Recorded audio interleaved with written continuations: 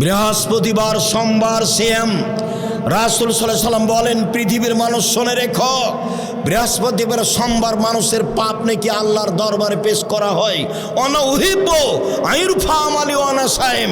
আমার মন চায়, আমাদের নবী বলেন, আমার মন চায় আমার যখন আমলটা আল্লাহর দরবারে পেশ করা হবে তখন আল্লাহ দেখুক আমি সিয়াম আছি। নাও নাও আমার রিপোর্টটা সিয়াম অবস্থায় দেখো। এই কারণে রাসূল সাল্লাল্লাহু আলাইহি সাল্লাম বৃহস্পতিবার সোমবার সিয়াম থাকতেন। চলেন শাবানের সিয়াম। সম্মানিত দিনী ভাই বোন, ওসামা ইবনে যায়েদ বলেন, আল্লাহর নবীকে আমি বললাম, আল্লাহর নবী, শাবান মাসে আপনি এত বেশি সিয়াম থাকেন কেন? তখন আল্লাহ রাসূল বললেন, শোনো, শাবান একটা মাস, রজব ও রমজানের মাঝে মানুষ তাতে বেখিয়াল থাকে। শোনো, শাবান একটা মাস, রজব ও রমজানের মাঝে মানুষ তাতে বেখিয়াল থাকে। অতুরফাউল আমাল ইলা রাব্বিল আলামিন, বাৎসরিক রিপোর্ট আল্লাহর দরবারে পেশ করা হয় শাবান মাসে। অনা উহিব্বু আইরফা আমালি ওয়ানা সাইম, আমার বাৎসরিক রিপোর্ট আল্লাহর কাছে পেশ করা হোক, তখন আল্লাহ দেখুক যে আমি সিয়াম আছি। আমি সাপ্তাহিক রিপোর্ট পেশ করতে চাই সিয়াম অবস্থায়। এই জন্য আমি বৃহস্পতিবার সোমবার সিয়াম থাকা ভালোবাসি। আমি বাৎসরিক রিপোর্ট আল্লাহর দরবারে পেশ করতে চাই সিয়াম অবস্থায়। এই জন্য আমি শাবান মাসে বেশি বেশি সিয়াম থাকি। আল্লাহ রাসূলের জানা ছিল না সেদিন 15ই শাবান।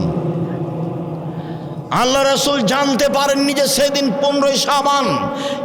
কিভাবে ভারত, বাংলাদেশ, পাকিস্তানের আলেম ওলামা জেনে নিলেন সেদিন 15ই শাবান। তাই তারা কলকারখানা, অফিস, আদালত, কোর্ট কাছারি, শিক্ষা প্রতিষ্ঠান সব কিছু বন্ধ করে রাতে গোসল করে আতর গোলাপ মেখে দিনে সিয়াম থাকে। একবারে নগদ মিথ্যা, ডাহা মিথ্যা। আল্লাহর নবী রিপোর্ট ধরার জন্য বেশি বেশি সিয়াম থাকেন, আর আমি মাত্র একদিন। ধর্ম কি পাগল হয়ে গেছে? धर्मों की राजशाही चांपानेर हवाई लड्डू, दोनों हाथ में लड्डू है, जो चाहे उसको खा ले, जो चाहे उसको छोड़ दे। भूल हिसाब। धर्म एक जনের কথা দিয়ে চলে যার নাম মোহাম্মদ সাল্লাল্লাহু আলাইহি সাল্লাম। কষ্ট ক্লেশ দিয়ে, নিয়ম নীতি দিয়ে জান্নাত ঘেরা আছে, মনের ইচ্ছা দিয়ে জাহান্নাম ঘেরা আছে।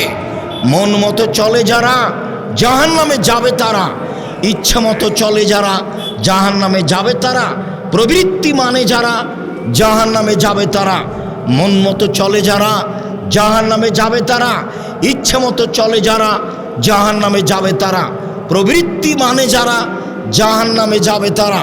আল্লাহ তাআলা বলেন হাদিসে কুদসি, পৃথিবীর মানুষ শোনে রেখো, আমি সিয়ামের প্রতিদান দিব নিজে হাতে। আল্লাহ বলছেন আমি সিয়ামের প্রতিদান নিজে হাতে দেব দুইটা কারণে। এক, আমার কারণে খাদ্য ছেড়েছে। দুই, আমার কারণে প্রবৃত্তিকে ত্যাগ করেছে। এই জন্য আমি নিজে হাতে প্রতিদান দিব। যারা গালি দেয়, সিয়াম থাকে, তাদেরকে কি আল্লাহ প্রতিদান দিবেন? যারা বদনাম করে, গীবত করে, নগ্ন পোশাকে চলে, তারাকে কি আল্লাহ নিজ হাতে প্রতিদান দিবেন? প্রতিদানের আশাই, আল্লাহর হাতে হাতে প্রতিদানের আশাই মুখখান বন্ধ করে সমাজের একেবারে সাধারণ মানুষ হয়ে জীবিকা নির্বাহ করার চেষ্টা করুন। সম্মানিত দিনী ভাই বোন, ইবাদতের জগতে সবচেয়ে দামি ইবাদত সিয়াম। সংক্ষিপ্তভাবে বলি, মুহররমের সিয়াম ফরজ সিয়ামের পরে সবচেয়ে দামি সিয়াম হলো মুহররমের সিয়াম। আল্লাহর নবী মদিনায় গেলেন, দেখলেন মদিনার মানুষেরা সিয়াম আছে। আল্লাহর নবী বললেন, মদিনার ইহুদি, তোমরা এই দিনে সিয়াম থাকো কেন? মদিনার লোকেরা বললেন, আপনি জানেন না এই দিন তো বড় দিন। এই দিনে মুহররমের 10 তারিখে আল্লাহ ফেরাউনকে সদল বলে ডুবিয়ে দিয়েছেন, মূসা আলাইহিস সালামকে সদল বলে বাঁচিয়ে দিয়েছেন।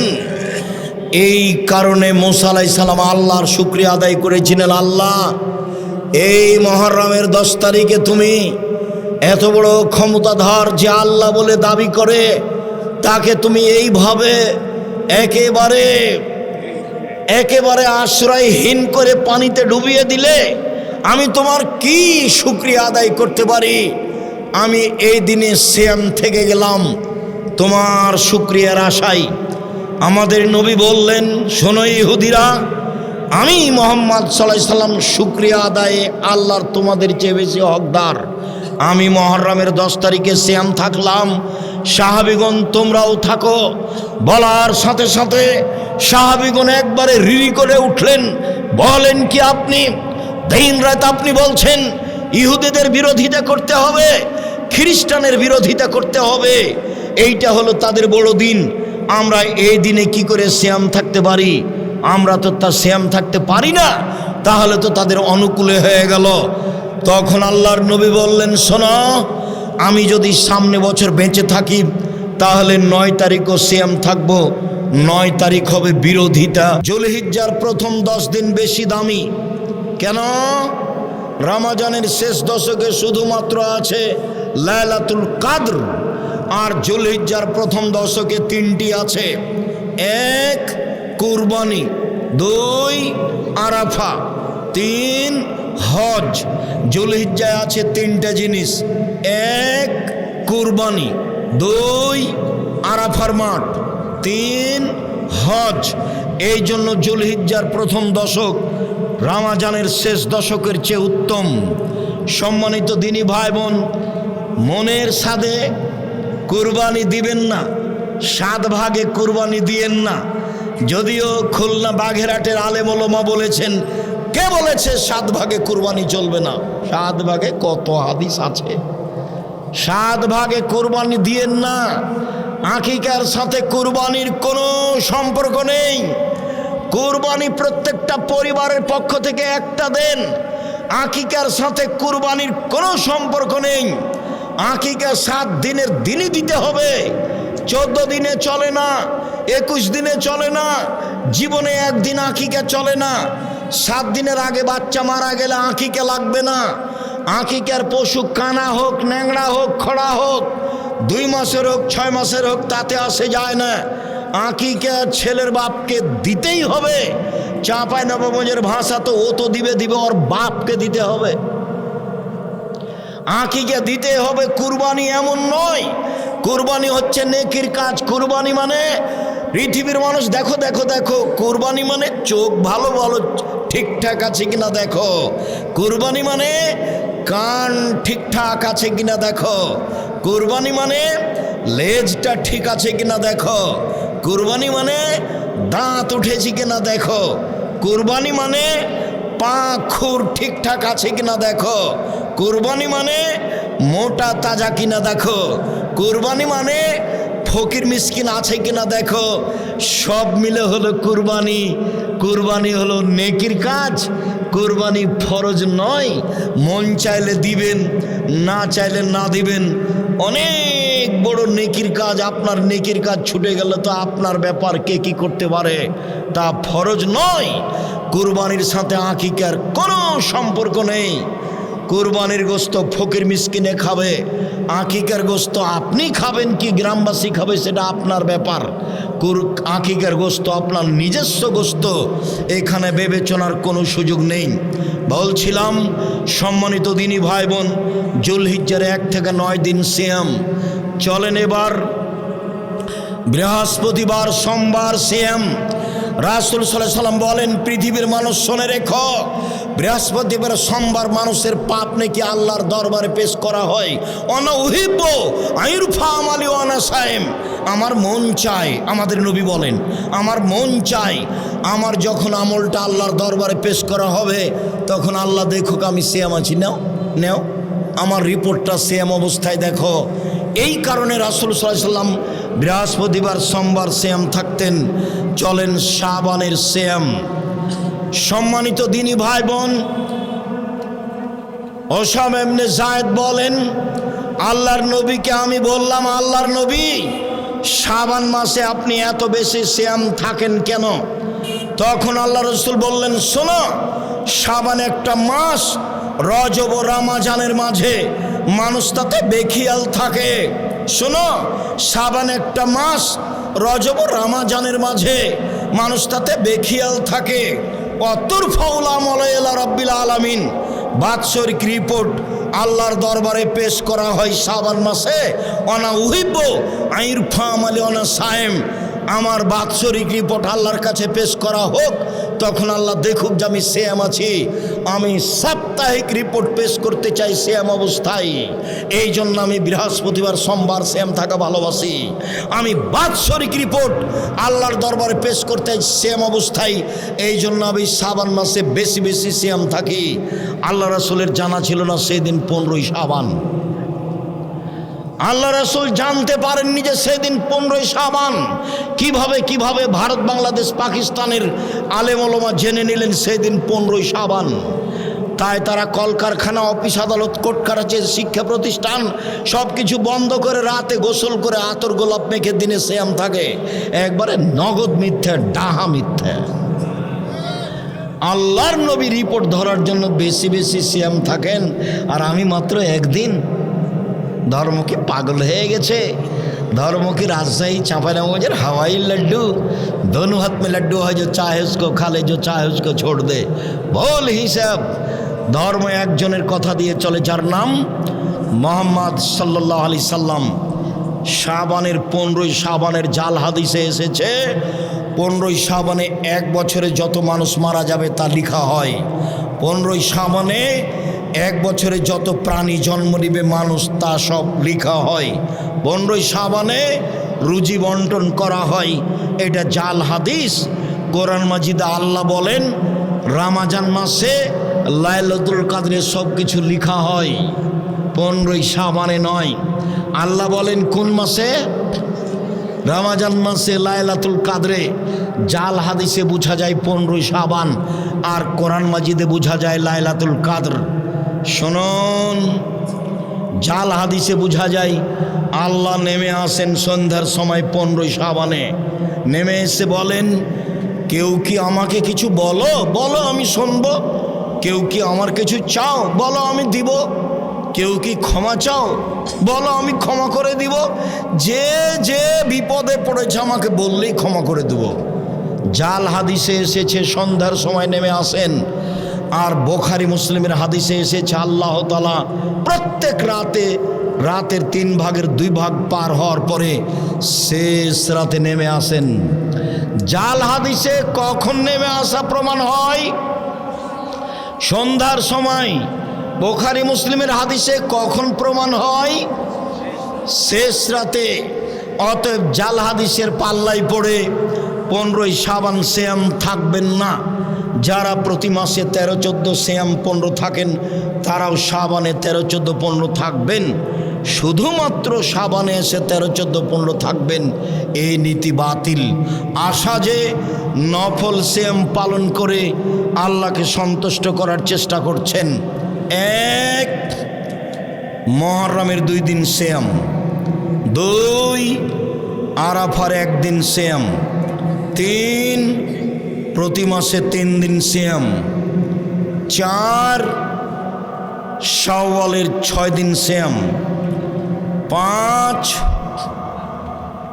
জুলহিজ্জার একটানা 9 দিন সিয়াম, 6 শাবান মাসের একটানা 1 থেকে নিয়ে 15 তারিখ পর্যন্ত সিয়াম, 7 বৃহস্পতিবার সোমবার সিয়াম, 1 মুহররমের 2 দিন সিয়াম, 3 আরাফার 1 দিন সিয়াম, 2 আরাফার 1 দিন সিয়াম, 3 প্রতি মাসে 3 দিন সিয়াম, 4 বৃহস্পতিবার সোমবার সিয়াম, 5 জুলহিজ্জার একটানা 9 দিন সিয়াম, 6 শাওয়ালের 6 দিন সিয়াম, 7 কোনটা ছুটেছে এর মধ্যে? বৃহস্পতিবার সোমবার 7টা, 8টা করতে পারেন। 1 দিন সিয়াম 1 দিন এমনি, 1 দিন সিয়াম 1 দিন এমনি। এটা হচ্ছে দাউদ আলাইহিস সালামের সিয়াম। 8 ধরনের নফল সিয়াম আছে। রমজান আসছে, প্রস্তুতি নেন, কম খাবেন, তাহলে বেশি ইবাদত করতে পারবেন। রমজান মাসে একটা পরিকল্পনা নেন, কম খাবো, খাওয়ার এত প্রস্তুতি নেই, ইফতারের এত প্রস্তুতি নেই, জুতা স্যান্ডেল কম কিনবো। আমি কোনো দিন ঈদ উপলক্ষে জুতা স্যান্ডেল কিনিনি, আছি তো বেঁচে। ঈদ উপলক্ষে কাপড় চোপড় কিনিনি, আছি না বেঁচে? আছি তো, এই যে আপনার সামনে তার কথা বলছে, আলহামদুলিল্লাহ আলহামদুলিল্লাহ। সম্মানিত দিনী ভাই বোন, আমি আপনার কল্যাণ কামনা করি। দিনী বোনেরা শোনেন, 4টা কাজ করেন জান্নাত সহজ, 4টা কাজ করেন আপনার জন্য জান্নাত সহজ। এই খালেদা শোনো, এদিকে শোনো, আমার দিনী বোনেরা শোনেন, 4টা কাজ করেন জান্নাত সহজ।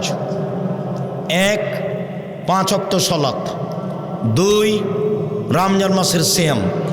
3, স্বামীকে মেনে চলা। 4, জেনায় লিপ্ত না হওয়া। জেনা হয়েও যদি যায় তওবা করেন, ইনশাল্লাহ জান্নাতের সব দরজা খোলা। এই কথা মুহাম্মদ সাল্লাল্লাহু আলাইহি ওয়াসাল্লাম বলেছেন। সম্মানিত দিনী বোনেরা শোনেন, আল্লাহর নবী বলেন সবচেয়ে ভালো নারী, আল্লাহর নবী বলেন সবচেয়ে ভালো নারী, সারা পৃথিবীতে সবচেয়ে ভালো নারী কে? 1, স্বামীর সাথে কথা বললে হাসি মুখে বলে। 2, স্বামী আদেশ করলে পালন করে। 3, স্বামী বাড়িতে না থাকলে নিজেকে হেফাজতে রাখে, স্বামীর অর্থ সম্পদ হেফাজতে রাখে। এ হলো সবচেয়ে দামি নারী। 1, স্বামীর সাথে কথা বললে হাসি মুখে বলে। 2, স্বামী আদেশ করলে পালন করে। 3, স্বামী বাড়িতে না থাকলে নিজেকে হেফাজতে কন্ট্রোলে রাখে। এ হলো সবচেয়ে ভালো নারী। রাসূল সাল্লাল্লাহু আলাইহি ওয়াসাল্লাম বলেন, শোনো পৃথিবীর মহিলারা, সবচেয়ে ভালো নারী ওই যার ভিতরে 4টা গুণ আছে। 1, বেশি বেশি সন্তান দিতে পারে। 2, স্বামীর সাথে প্রেম বিনিময়ে ভালোবাসায় সব সময় প্রস্তুত থাকে। 3, স্বামী ব্যথিত হলে সমব্যথা ভোগ করে, স্বামী সমস্যায় পড়লে স্বামীর সাথে সমস্যাকে ভোগ করে। 4, বিপদ আপদে স্বামীকে সান্ত্বনা দেয়। 4, বিপদ আপদে স্বামীকে সান্ত্বনা দেয়। 4টা গুণ আছে যার, সে হলো সবচেয়ে ভালো নারী। 1, বেশি বেশি সন্তান দিতে পারে। 2, স্বামীর সাথে প্রেম বিনিময়ে ভালোবাসায় সব সময় প্রস্তুত থাকে। 3, স্বামীর সাথে বিপদ আপদে সমব্যথী হয়।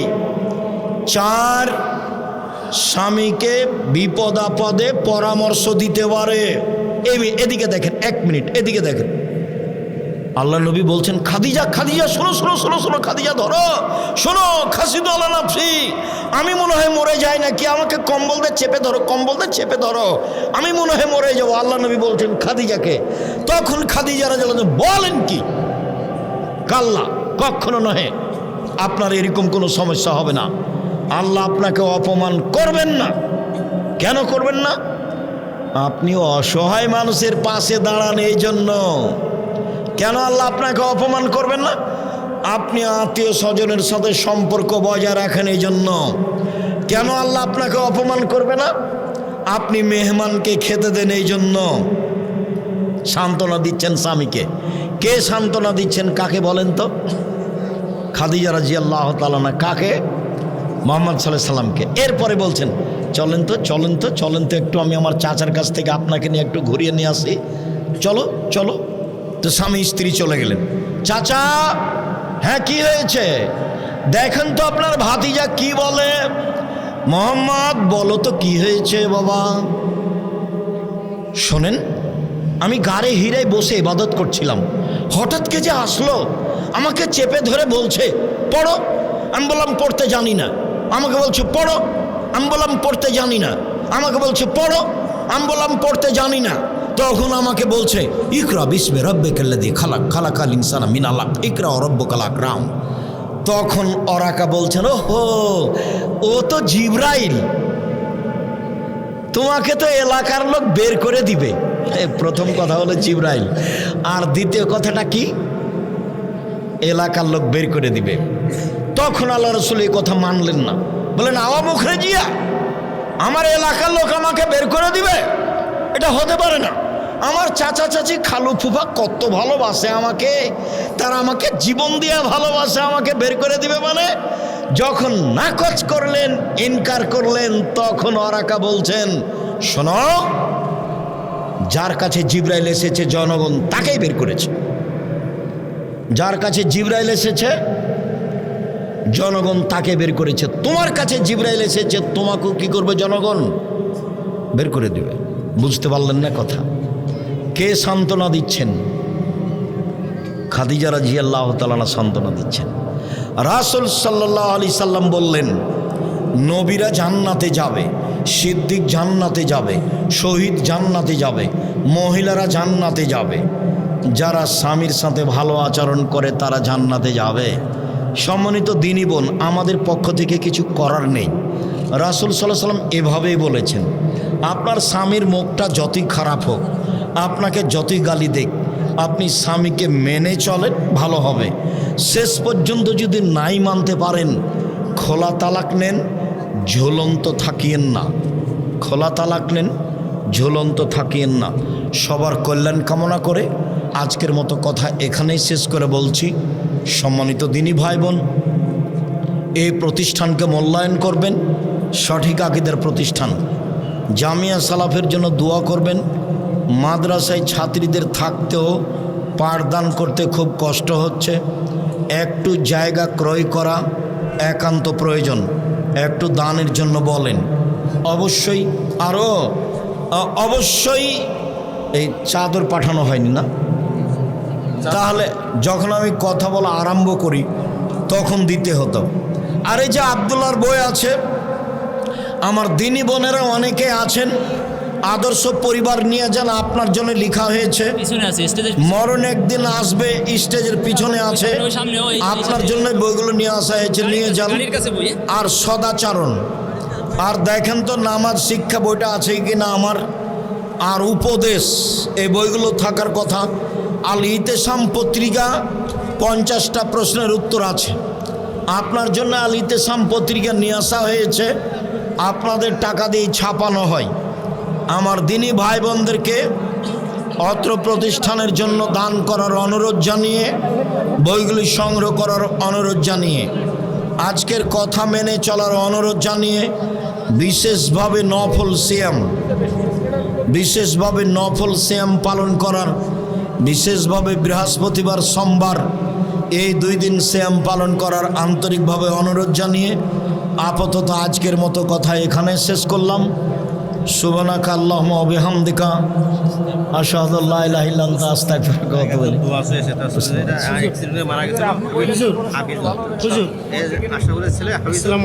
এক ভাই আশরাফুলের ছেলে হাফিজুর রহমান মারা গেছেন, ওর জন্য আমরা দোয়া করি।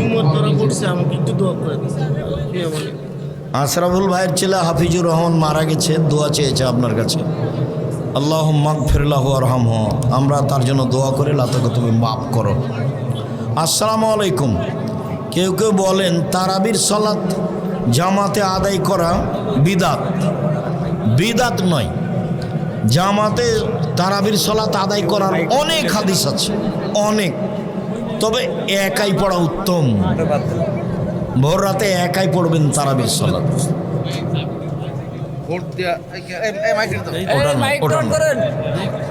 আমার স্বামী আমার কোনো দায়িত্ব পালন করে না, এখন কি আমার সন্তান কিছু চাইলে বকাবকি করে, তবে আমি কি তার স্বামীর পকেট থেকে টাকা দিতে পারবো কি?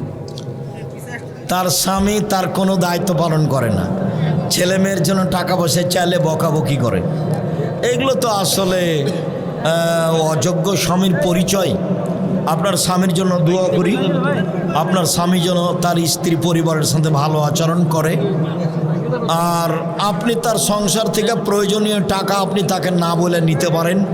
আপনি আপনার ছেলে মেয়ের প্রয়োজন মাফিক আপনার স্বামীর সংসার থেকে টাকা নিতে পারেন না বলে। হাদিস বুখারী মুসলিম। চলেন। মেহরাবের ভিতর নামাজ পড়া বিদআত। হ্যাঁ, মেহরাবের ভিতর নামাজ পড়া মেহরাবের ভিতরে সালাত আদায় করা যায়, যায় না মর্মে যে হাদিস আছে জাল। তবে মসজিদে মেহরাব করার চেয়ে না করাই ভালো। মসজিদে মেহরাবের কোনো স্পষ্ট প্রমাণ নেই, করে ফেললে ভাঙতে হবে না। ভিতরে সালাত আদায় করলে ইমামতি করলে কোনো সমস্যা নেই। চলো। সালাতে কান্না চলে আসলে কান্না করা যাবে কি? সালাতে কান্না আসবে এটাই ভালো। আবু বকর সিদ্দিক রাদিয়াল্লাহু আনহু সালাত শুরু করলেই হাওমাও করে কাঁদতেন। কাঁদা আসে মানে আপনার অন্তর নরম, এটা খুব ভালো। মহিলারা জামাতে জোরে আমিন বলতে পারবে? মহিলারা জামাতে সালাত আদায় করলে আমিন জোরে, ওইভাবে জোরে বলবে না, স্বাভাবিক কণ্ঠে বলবে যা তারা শুনতে পাচ্ছে। চলো। অনেক বদমেজাজি, কোন আমল করলে ভালো হবে? হ্যাঁ, আমার স্ত্রী অনেক বদমেজাজি, কোন আমল করলে ভালো হবে?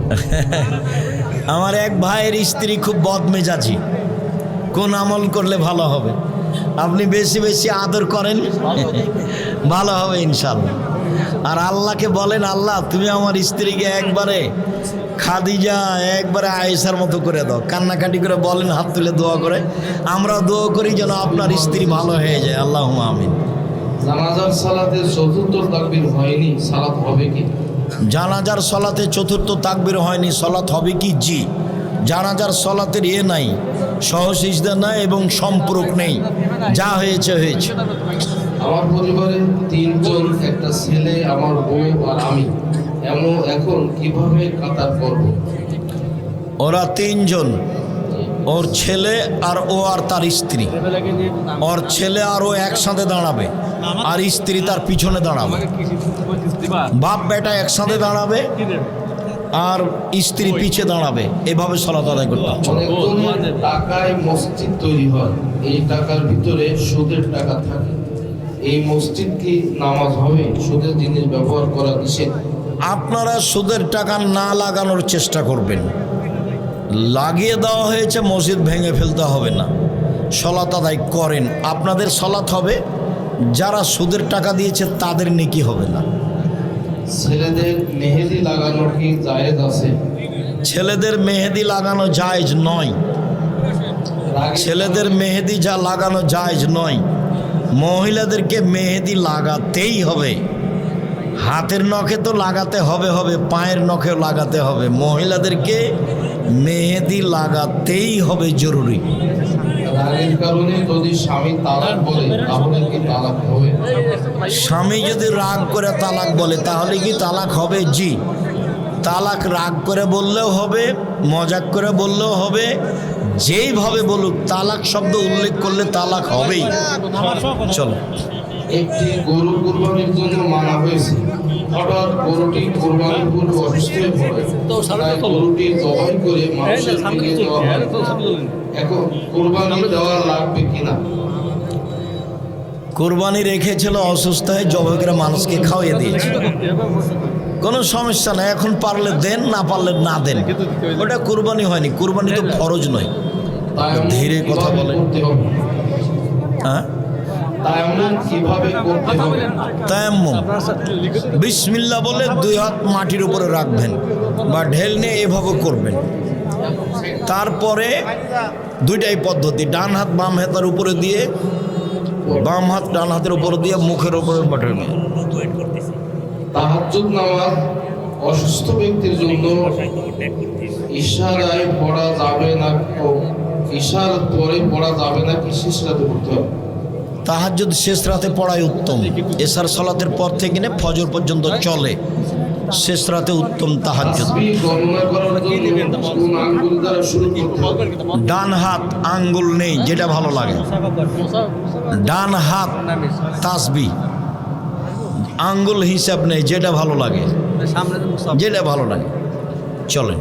কাবাঘর অথবা আল্লাহ লেখা যেসব ছবি সেই সব ছবি ঘরে রাখা যাবে কি? আল্লাহ লেখা এরকম ছবি এইসব কাগজ ঘরে রাখা যাবে না। আল্লাহ আকবার হতে হবে, আল্লাহ আকবার। আল্লাহ মোহাম্মদ এগুলো লেখা যাবে না, এগুলো আকিদা নষ্ট, বিদাত, হারাম, কাবিরা গুনাহ। আমরা যার কামলা খাটি তাকে কি মালিক বলা যাবে? যাদের কামলা খাটো তাকে মালিক বলা যাবে, সমস্যা নেই। সৈয়দ, মালিক, নেতা, সর্দার। উঠে যাওয়া চুল কি বিক্রি করা যাবে? হ্যাঁ, উঠে যাওয়া চুল বিক্রি করা যাবে কি? না, মানুষের মহিলাদের চুল সম্মানিত, চুল বিক্রি করা হারাম। মহিলাদের চুল বিক্রি করা হারাম, মহিলাদের চুল বিক্রি করা হারাম, পরচুলা ব্যবহার করা হারাম। আমাদের এলাকায় জানাজার নামাজের পূর্বে কথা বলা হয়, এ ব্যাপারে যদি কিছু বলতেন। আপনার কথা বলেন। আমাদের এলাকায় জানাজার নামাজের পূর্বে কথা বলা হয়, এ ব্যাপারে যদি কিছু বলতেন। জানাজার সলাতের পূর্বে বক্তব্য হারাম। চেয়ারম্যান, মেম্বার, এমপি, মন্ত্রী, বড় হুজুর, মাইজকল হুজুর, সাইজকল হুজুর সব হারাম। শুধু বলবে যে কোনো যদি ঋণ থাকে, ইমাম সাহেবও বলতে পারে, তার ছেলে, তার বেটা, যেই হলো বলতে পারে, তার বাপ ভাই বলতে পারে, কোনো ঋণ থাকলে আমাকে বললে পরিশোধ করব। ঋণের কথাটা উল্লেখ হয়েছে জানাজার পূর্বে, আর কোনো কথা নেই। বাস ঋণের কথার সাথে দুই একটা কথা বললো, আপনাদের দুই একটা কথা। যিনি ইমামতি করবেন তিনি, বক্তব্য না যায়। কথা বলতে হবে না। আমার ছেলের বয়স 20 বছর, ও ফিক্সিসল খেয়ে মারা গেছে। ফিক্সল খাওয়ার 8 ঘন্টা পরে মরার আগে ওকে আমি তওবা পড়িয়েছি, ও আমার সাথে তওবা করেছে, ওর কি ক্ষমা হবে? বিষ খেয়ে মারা যাওয়াটা মানে আত্মহত্যা, মহাপাপ। আত্মহত্যা করা মানুষেরা জাহান্নামে যাবে, এটাই ঠিক। তবে তারা মোরতাদ নয়, মানে ধর্মত্যাগী নয়। আপনি যেভাবে বলছেন তা তো ভালো মনে হচ্ছে। আপনার ছেলে কথা বলেছে, তওবা করেছে, তারপরে মারা গেছে। আশা করা যায় সে ভালো ফল ভোগ করবে ইনশাআল্লাহ। আল্লাহ তুমি কবুল করো, আল্লাহুম্মা আমিন। হানাফি মসজিদে টাকা মানত করেছিলাম, দেওয়া কি ঠিক হবে? দেন, চলো। সূরা ফাতিহার কি তাওয়াল্লি হবে নাকি জওয়াল্লি হবে? অন্তস্থ জ বাংলা অক্ষর, দ নয়। দ এরকম কোনো অক্ষর আরবিতে নেই যেটা দ দিয়ে উচ্চারণ দেখাতে হবে, অন্তস্থ জ দিয়ে দেখাতে হবে। এখন কার কেমন উচ্চারণ কমবেশ সেটা ভিন্ন কথা, কিন্তু বাংলা অক্ষর হচ্ছে অন্তস্থ জ, দ নয়। চলে। 2 সিজদার মাঝে দোয়া না পড়লে কি সালাত হবে? 2 সিজদার মাঝে দোয়া না পড়লে সালাত হয়ে যাবে, ওর যে নেকি ছিল সেটা পাবে না। চলো। সাহেব, আপনার একটা ফতোয়া যে গরিব মানুষ বড় মাছ কিনলে জাহান্নামে যাবে, এই ফতোয়ার ব্যাখ্যা কি? কি গরিব মানুষ? গরিব মানুষ বড় মাছ যে কিনলে গরিব মানুষ জাহান নামে যাবে ওরকম বক্তব্য না থাকারই কথা, ওটা ওরকম নেই, অহংকার। গরিব মানুষ বড় মাছ কিনলে এটা তার অহংকার প্রকাশ পেল। আর এটাকে ইনিয়া বিনিয়া যে হুজুর বলেছে সেই হুজুরের কোনো রাগ আছে মনে হয়, থাকতে পারে। ওই সবগুলোর আমরা পিছিয়ে পড়ি। জামিয়া গরিব মানুষ তার চলাফেরা, পোশাক আদি সব কি হবে? গরিবের হবে। ও বাজারে গিয়ে কম দামি মাছ কিনবে, এটাই ঠিক। বেশি দামি মাছ কিনলে এটার নাম গৌরব। কেন কিনবে ও? ও তো ঋণই পরিশোধ করতে পারে না। আলিকতে সাধন ইসফুল মাইশা, মধ্যম পন্থায় খরচ করা অর্ধেক জীবিকা নির্বাহ। তো ওই 1000 টাকা কেজির মাছ ও নদীর মাছ কিনতে যাবে কেন? কম দামের মাছ তো আছেই। সংসারও বুঝে, যে হুজুর তাকে উস্কিয়ে দিচ্ছে সেই হুজুর বুঝে। রাসূল সাল্লাল্লাহু আলাইহি ওয়াসাল্লাম বলছেন, ইকতিসাদুন ইসফুল মাইশা, চিন্তা ভাবনা করে মধ্যম পন্থায় খরচ করা অর্ধেক জীবিকা নির্বাহ। আল্লাহ রাসূল তো ওকে এই মাছ কিনতে না করে দিয়েছে, ওটা তো মধ্যম পন্থা নয়। চলো। জামিয়া আস-সালাফিয়া কত বছর থেকে ভর্তি দেওয়া হয়? জামিয়া সালাফিয়ার 8 বছর 9 বছর বয়স থেকে ভর্তি করা হয়। 5 বছর 6 বছর বয়সে যদি ভর্তি করে তাহলে করতে পারে, বাচ্চার মা ওখানে বাসা নিয়ে থাকবে, ওই বাচ্চা বোর্ডিংয়ে রাখা হবে না। 8-9 হলে বোর্ডিংয়ে রাখা হবে। তার আগে হলে বাচ্চার মা ও প্রতিষ্ঠানের পাশে বাসা নিয়ে থাকবে, বাচ্চা নিয়ে যাবে, নিয়ে আসবে। শুক্রিয়া, জাযাকুমুল্লাহ খায়ের।